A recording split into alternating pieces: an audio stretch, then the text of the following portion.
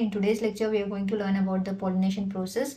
So let's see what is how you can define the pollination.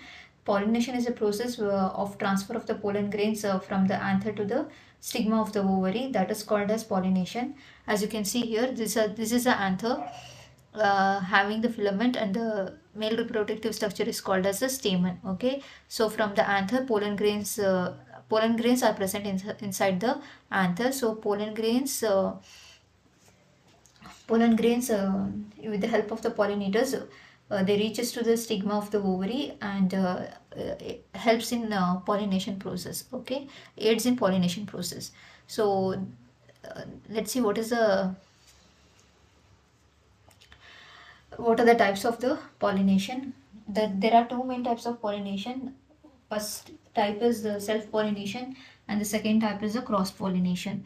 So as the name itself is suggesting, what is self-pollination? Pollination that is occurring by self. It means that it doesn't need any, it does not need any help. Okay, so it occurs within the same flower, as the flower is bisexual, consisting of the stamen and the ovary. Okay, so that process is called as self-pollination, and it is also known as autonomy or autogamy. Oh, sorry, autonomy.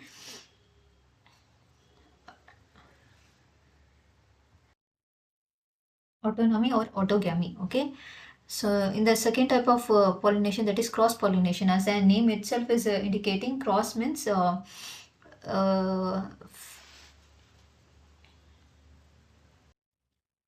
as you can clearly see in the picture, um, pollen grains from the one flower of the one plant is transferred to the another flower of the different plant. Means there are two plants involved here, and there are two different flowers.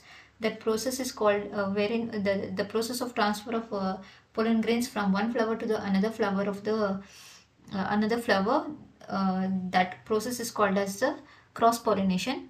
Okay, and it is also called as xenogamy. So these are the most common type of question, MCQ or objective type of questions that are frequently asked in examination. So you should remember these terminologies.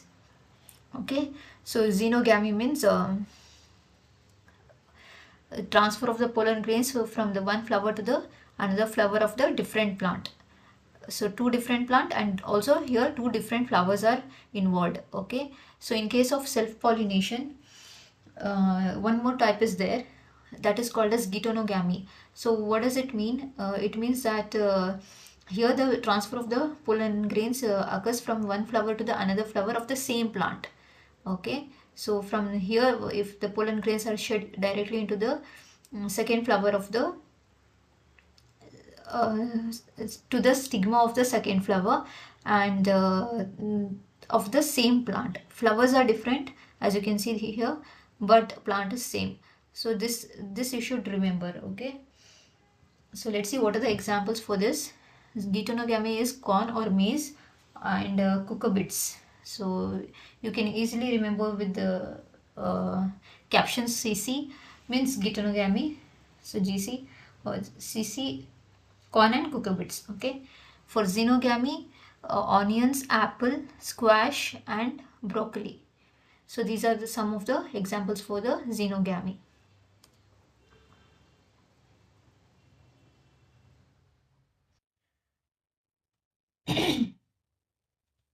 So let's see what are the agents that are responsible for the pollination process. There are two kind of agents, abiotic pollinators and biotic pollinators. So what are abiotic pollinators? It means that non-living factors which are naturally present in the environment involved in the involved in the making the pollination successful, or involved in aiding, or involved in pollination process. Okay, so what are those abiotic factors? Wind and water. So these are non-living factors. Okay, so with the help of the wind, the pollen grains are transferred from the anther to the stigma of the female plant. So this you should keep in mind. Wind means anemophily, and this whole process is called as a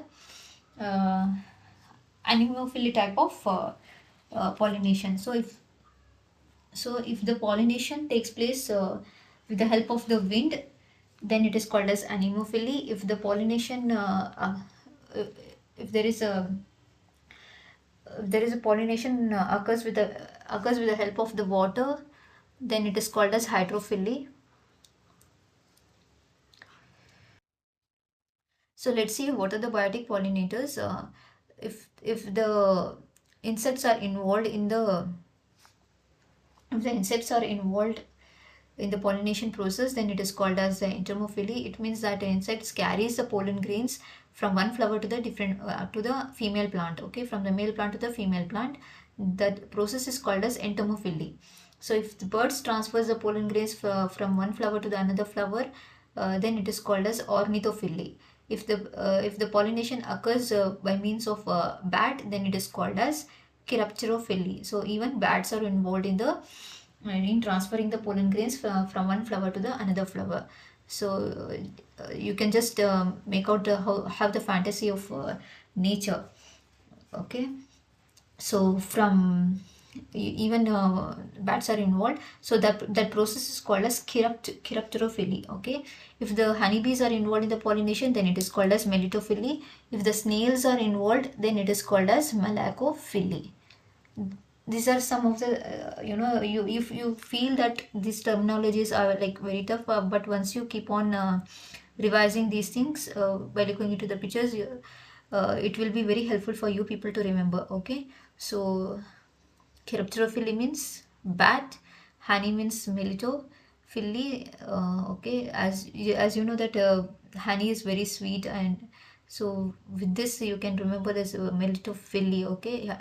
Snails, malacophily, ants, myrmecophily. So even ants comes under the insect category, but if it is if the ants are specifically involved in the pollination process, then they are called as myrmecophily. Myrmecophily. Okay.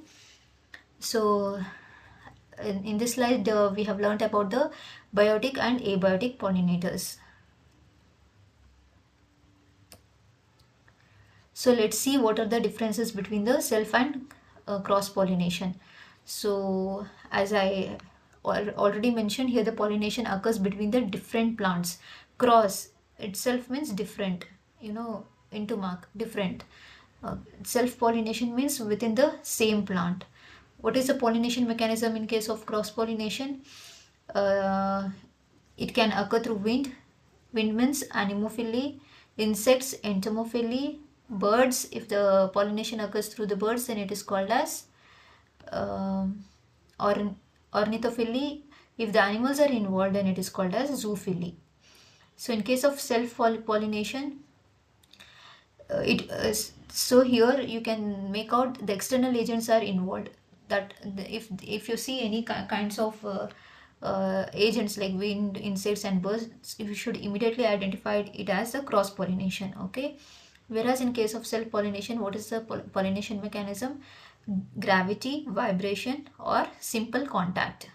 Okay, or a physical contact process. Genetic variation here, since the pollinators are involved and two different plants are involved, you know that plants are having different genes. So one plant is different from that of the another plant, so genetically they vary. So what happens here in cross pollination, it promotes genetic diversity. Okay, whereas in case of self pollination, since the plant is dioecious, male and female sex organs are present in the same plant, so you can expect least genetic variation. So here there is a limited genetic variation. Okay, adaptation facilitates adaptation to the changing environments. So cross means they are very strong and they are very cross pollination plants, or the plants which prefers the cross pollination has a strong adaptation ability to different environmental or extreme environmental conditions, such as it can withstand to hot temperatures, cold temperatures. If the plant those kinds of strong ability has is possessed in case of cross pollination, or the plants which prefer uh, cross pollination. Okay, so whereas the self pollinating plants are less adaptive. What are the, as I this point I've already mentioned. In case of cross pollination, you need the external pollinators or some agents which can help to transfer the pollen grains from one flower to the another flower, whereas in case of self pollination, it is less dependent. Okay, it is not dependent on pollinators. What about efficiency? See, though the cross pollination plants has a strong adaptation ability, but they are less efficient. Okay, whereas self pollination, they have more efficiency. This is this point is very important. So probably most students get confused, even you feel like since it may have it withstands it has good adaptation ability, also it can have it promotes genetic diversity, but when compared to efficiency, it is least efficient. But whereas the self pollination plants are more efficient plants. Why cross pollinating plants are considered as least efficient? Because it depends on the external agents. If the external agents are not present, for example insects, birds, if they're not transferred the pollen grains to the flower, then obviously there will be no pollination process. So if there is no pollination, then obviously there will be less efficiency. Okay, so but whereas in case of self pollination, since the plant has both male and female sex organs, immediately the pollen grains are transferred from the stamen to the stigma of the ovary. So that's why here the efficiency is more. Coming on to the environmental impact, so it may contribute to the biodiversity or genetic diversity. Okay, it has less impact on the biodiversity. Next is competition process. So since here the competition is very more. Okay, in case of cross pollination, you can see the competition is high amongst species. So whereas in case of self pollination, there is less competition within the species. What is the success rate? So in case of cross pollination, it depends on the pollinator activity. If it even if the birds correctly transfer the pollen grains to the stigma, then only the pollination happens. Okay, so if they carry the pollen grains, and if they are fail to transfer, or if they are fail to exactly position the pollen grains onto the stigma, then obviously there will be no pollination. So then the success rate of the pollination becomes low. So this cross pollination is so the success rate is completely dependent on the pollinator activity. What about self pollination? Here the success is more assured. Why? Because there is no external agent is required. They can do the pollination process by themselves. Then obviously the success rate is very high, and they do it very correctly. Okay, in case of hybridization can lead to the hybrid formation. So you can see the formation of hybrids in case of cross pollination. You can take two different plants, you can cross it, and you can get a hybrid variety. Whereas you cannot expect any hybrid variety in case of the self pollination. What is hybrid? It is a combination of the both the plants characteristics. So you can cross, for example, you take two wheat plants. One is having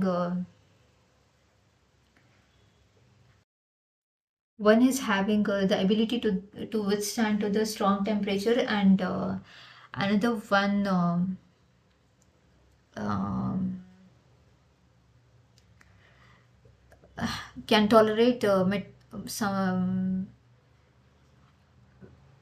can tolerate metal toxicity. Okay, so if you cross these two plants, then in a hybrid you can see both these characters. That is, a single plant, the single hybrid plant can withstand to extreme temperature conditions, as well as that metal resistant capacity is also seen in that plants. So you can see this characters in case of the cross pollination plants. Whereas self pollination, since here only one plant is involved, you cannot see any kind of hybrid variety here and there, unless and until if you induce it with the help of some um,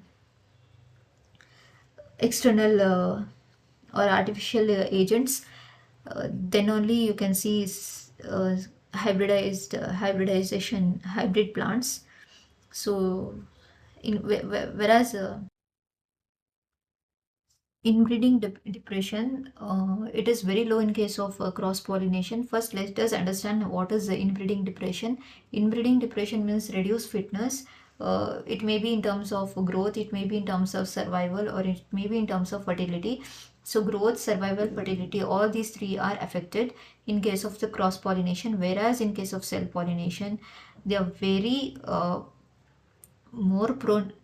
Sorry, in case of cross pollination, survival, survival, reproduction and fertility, all these three are less affected. Whereas in case of self pollination, inbreeding depression or reduced fitness is very more, or it is very prone to inbreeding depression. You can get a low survival.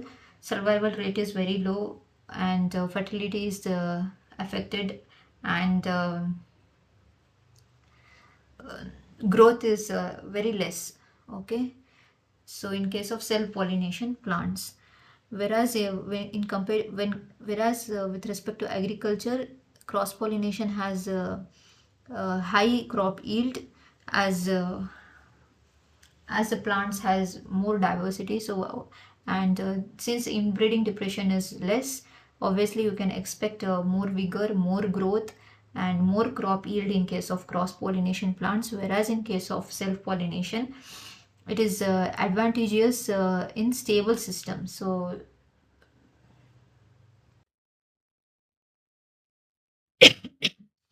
in case of self pollination, pollinating plants, uh, you can get the pure lines. The offsprings produced, offsprings were exactly similar to that of the parents. Okay, so you can maintain the genetic purity in case of the self pollinating plants. So with respect to agricultural thing, you can get pure bred lines. Okay, so that's it. These are the some of the differences between cross and self pollinations. So I hope you have understood the lecture. Now try to solve the multiple choice questions. If you have any doubts, please comment me in the comment box section, or please reach out to my Facebook page. It is mentioned in the main home channel. So, till that, take care. Bye bye. If you like the video, please don't forget to hit the like button, and please share the video with your friends. Till that, take care of yourself. We'll meet you in the next lecture. Bye bye.